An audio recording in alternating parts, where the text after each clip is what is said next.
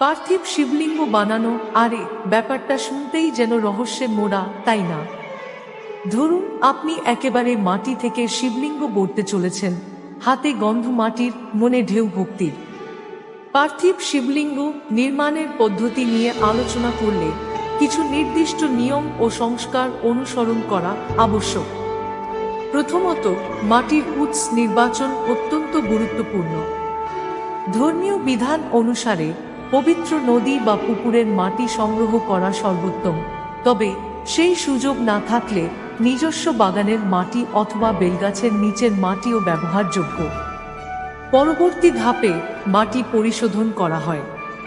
এই পর্যায়ে মাটি থেকে কাঁকড় ও পাথর পৃথক করে নিতে হয় এবং বিশুদ্ধতা বৃদ্ধির জন্য গঙ্গাজল ছিটিয়ে নেওয়া যেতে পারে। এরপর মাটিতে পরিমাণমতো জল, যথাসম্ভব গঙ্গাজল মিশিয়ে মাটি নরম ও উপযুক্ত করে তৈরি করা হয়, যাতে তা সহজেই শিবলিঙ্গ নির্মাণের জন্য উপযোগী হয়। শিবলিঙ্গ নির্মাণের সময় প্রস্তুত মাটির দ্বারা পূর্ব বা উত্তর দিকে মুখ করে একটি শিবলিঙ্গ গড়ে তুলতে হয়।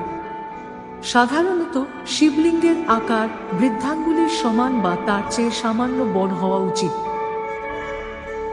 নির্মাণের পর শিবলিঙ্গের চারপাশে একটি জলধারী গড়ে দিতে হয় এবং ধর্মীয় রীতি অনুযায়ী এই জলধারী উত্তর দিকে রাখতে হয়।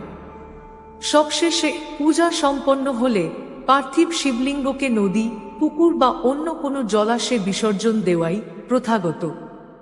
এই প্রক্রিয়ার মাধ্যমে শিবলিঙ্গ নির্মাণ ও পূজার ধর্মীয় বিধান যথাযথভাবে